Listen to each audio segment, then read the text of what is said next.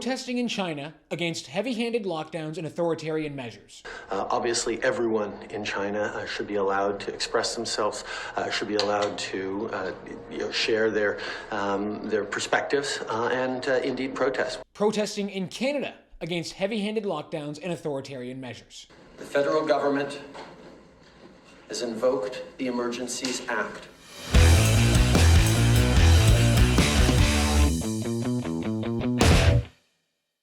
Welcome everyone to Ratioed. My name is Harrison Faulkner. The hypocrisy coming out of the mouth of Justin Trudeau and coming from the headlines of Canada's legacy media stenographers is truly astounding. It's honestly unbelievable. Just a few months ago, if you were in Canada protesting against Justin Trudeau's heavy-handed authoritarian mandates, you were seen as the small fringe minority. You were seen as far-right, racist, hateful, probably a misogynist as well. And today, if you were in China protesting against the heavy-handed communist policy of zero COVID, well, our Prime Minister is there to back up your right to peacefully protest, and our legacy media will have no problem pretending as though they weren't demonizing Canadians for the exact same thing. This is by no means a slight on the freedom fighters in China fighting back against the tyrannical communists ruling over them. I want nothing more than to see the CCP crash and burn. All I'm trying to say is that the hypocrisy coming out of Justin Trudeau needs to be called out, and it needs to be called out now. Drop a like on the video, help us out by subscribing to the True North YouTube channel, and the comment question for the episode is this. Let me know in the comments what the absolute worst piece of journalism has been throughout the COVID era from Canada's legacy media. I'm sure I'm going to see the Toronto Star front page, I'm sure I'm going to see lots of CBC articles, some global news articles, but maybe we can make an episode for the end of the year of the absolute worst pieces of journalism from Canada's legacy media over the past 3 years. Let me know in the comments what you guys have found. All right, let's get into it. Well, who could have guessed that Justin Trudeau all of a sudden is the great champion of peaceful protest? Canadians are watching very closely. Obviously, everyone in China should be allowed to express themselves, should be allowed to share their perspectives, and indeed protest. We're going to continue to ensure that China knows we'll stand up for human rights, we'll stand with people who are expressing themselves. We also need to make sure that China and places around the world are respecting journalists and their ability to do their job. We'll continue to make that very clear. Justin Trudeau says that everyone in China should be allowed to express themselves. Everyone in China should be allowed to share their perspectives. And he wants China to know that Canada will always stand up for human rights. Oh yeah, that's right. Canada will always be there when anyone wants to protest the government. But he wasn't done there. The very next day, he continued the humiliation. Just listen to this hypocrite go. Obviously, it's really important that citizens be able to make themselves heard, that they're protesting, yes, on a specific issue that touches on so many others of government control, of authoritarian states. Hypocrite says what? The guy is completely shameless. It's truly unbelievable. But before we go on, it's worth just doing a quick background on what's been going on in China. These protests against the Communist Party and dictator Xi Jinping started last Thursday when a fire broke out in a high-rise that ended up killing 10 people and a 3-year-old who were trapped inside due to the Communist Party's tyrannical zero-COVID policies, where they're basically welding doors of apartments shut so that no one can leave their apartment because, the communists, they must eradicate COVID completely. Now, the data coming from the Communist Party say that 10 people died, including a 3-year-old toddler, in this fire. They were trapped inside their building because of the Chinese Communist Party's COVID policies. Now, trusting the Communist Party with data would be like trusting a toddler to do your brain surgery, or like trusting a CBC journalist to tell you the truth. Clearly, that's not the case, and obviously the numbers are way higher. Now, the largest protests in China, from what I can see at least, are happening on university campuses, where the youth in that country have just finally reached their boiling point. They've reached their end with communism. It's over for them. Watch as a young protester on a university campus tries to debate the potential international interference going on in the protest, but then the rest of his classmates immediately shoot down his argument with a total dunk on communism, as that itself is a foreign ideology to China. Last I checked, Karl Marx didn't come from a Beijing back alley.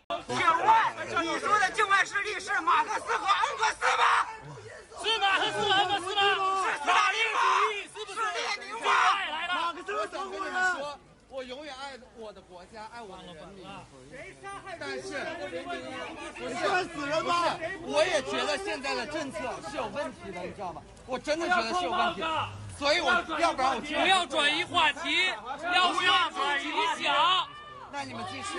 您好，请问新疆的火是境外势力放的吗？不是，请问贵州的大巴是境外势力推翻的吗？我真的完完全全认同你们说的。大家伙是境外势力叫来的吗？不是，我们连网都上不到国外的，我们哪儿来的境外势力？境外势力怎么跟我们沟通？你们只有境内势力不让我们聚集。外边有狼子，我们现在是能出国，还是能上国外的网？都不能。他们怎么联系我们？联系不上。哪儿来的境外势力？月球吗？我们只想要自由。去他妈的境外势力！ Also, take a look at the footage coming out of the Foxconn factory in China. This is basically where your iPhone is made by a bunch of slave laborers in a giant factory.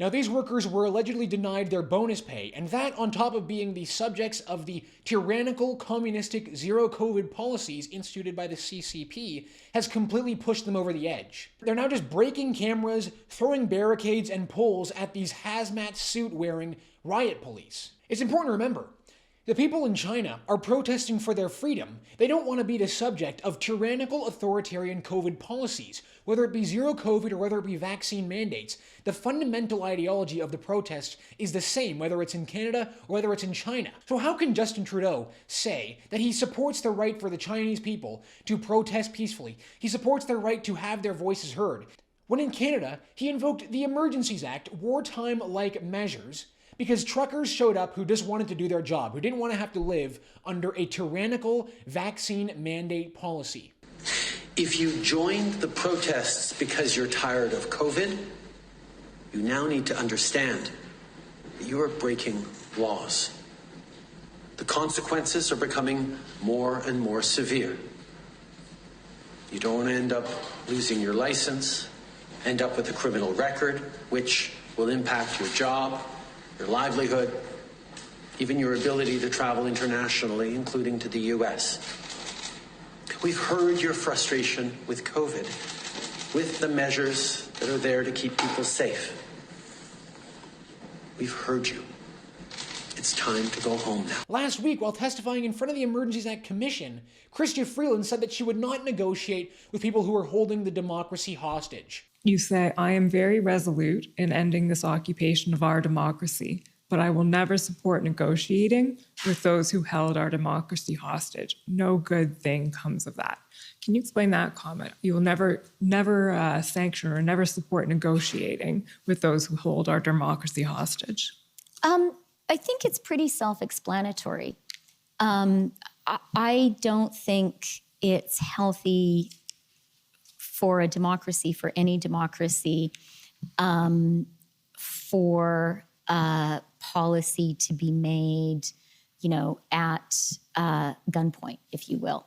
People who were holding democracy hostage. They were just protesters, Chrystia Freeland. They just wanted their freedom back, just like the people in China who want their freedom back too. Now, to be fair to Justin Trudeau, there are a few differences between the Freedom Convoy and the White Paper Rebellion, which is what they're calling the protests in China. At least the CCP don't have to deal with bouncy castles and hot tubs. I mean, I think that if the Chinese were to start breaking out the bouncy castles, Justin Trudeau's tune might change a little bit. He even might pick up the phone and call Xi and say, if you want the horses, let me know, I'll bring them in. But seriously though, come on, does this look like the kind of police action against a peaceful protest that you would see in a country whose prime minister supposedly defends everyone's right to express themselves, defends everyone's right to peacefully protest? Does this really look like that?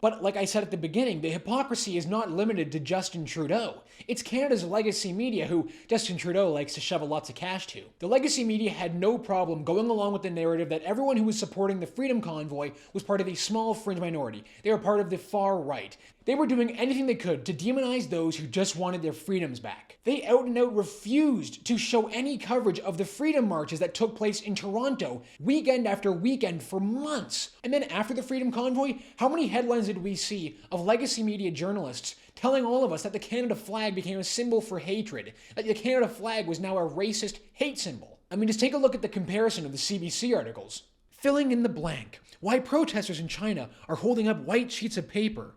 Experts say the pieces of paper held aloft by demonstrators are a metaphor for China's censorship. Anti-vaccine mandate protests spread across the country, crippling Canada-US trade. I believe it is very serious and potentially grave, minister says of Windsor border blockade. Yeah, the border blockade that was cleared without emergency powers was crippling the economy. It was very serious and potentially grave. And all this goes without mentioning that Toronto Star front page, where they basically just said the unvaccinated can go to die. Now that was the kind of legacy media coverage we got when we were fighting for freedom, and now look at them, waxing lyrical about the Chinese protesting for their freedom. The Justin Trudeau video that True North posted got over 1 million views on Twitter, went instantly viral, and he was getting dunked on left, right, and center by the rest of the world. Rightly so. The hypocrisy is astounding. But there are some great quotates that deserve highlighting on the show. Says the guy who vilified Canadian truckers, froze their bank accounts, and threw them in prison. He threw protest organizers in prison, labeled Tamara Leach an enemy of the state, and put out a nationwide arrest warrant for her because she dared to take a photograph. Insane. This guy writes, Justin Trudeau pledging his solidarity with anti-lockdown protesters in China. The absolute brass neck of it. Brass neck, I like that actually. I might start using that piece of British slang. And then the Daily Wire, just to top it all off, dunked on Trudeau, saying, cool, now do the truckers. Exactly. Calling out the hypocrisy exactly where it matters. All right, ratio of the week time, and what on God's green earth is going on over at the CBC? I'm not even going to bother to try and explain this clip that you're about to watch, but this is apparently this is what passes for comedy over at the CBC that receives $1.2 billion of our money a year to try and, I guess, promote Canadian culture. This is supposed to be Canadian comedy. Grade A stuff, guys. Wicked. CBC Gem, the streaming service, which you have to pay more to access. So your $1.2 billion isn't enough to access CBC Gem, where you can get absolute gems like this. So this is posted by CBC Gem, where you can watch this great piece of comedy. Are these chia vulvas? So there I am thinking, I'm getting a very subtle brush off, and then they offer me. Are you ready? Yep. You seem weird. I'm not. You sure? Yep. Berlin. They offered you the city in Germany? Duh. That's Russian. To work at a gallery in the queerest city in the universe. Germany literally legalized a third gender option on birth certificates. Can you imagine curating there? Well, paid internshipping there. Sabi, I'm gonna have the most delicious orgy. God is like, good. Yeah, totally Allahu Akbar. That's right, how absolutely hilarious, guys. I mean, just unbelievable. I mean, this got destroyed on Twitter. It's a murder out here on Twitter. 787 replies to 87 likes. Libs of TikTok commented, this was the same broadcast network that was crying yesterday about a mug for sale on my Shopify store. You guys are a joke. This is, the rest of the world is laughing at us, Canada, for this. They're laughing at us. We need to immediately defund the CBC to just avoid this shame altogether. We can't really handle this anymore, can we? Jonathan K. commented as well. On a related note, can we please see the download/viewership numbers for gem shows? Thanks, feel free to post them in this thread. Oh, and I love the little embedded PSA about Germany having a third gender option. Inserting stuff like that into the dialogue is inspired comedy. And Andrew Lawton, my colleague, put it very well when he wrote on Twitter, the case for defunding CBC is made far more effectively by CBC than anyone else. All right, that's a perfect way to end it for us this week on the show. Thank you so much for tuning in. I'll catch you tomorrow on Fake News Friday with Andrew Lawton. My name is Harrison Faulkner, and this is Ratio.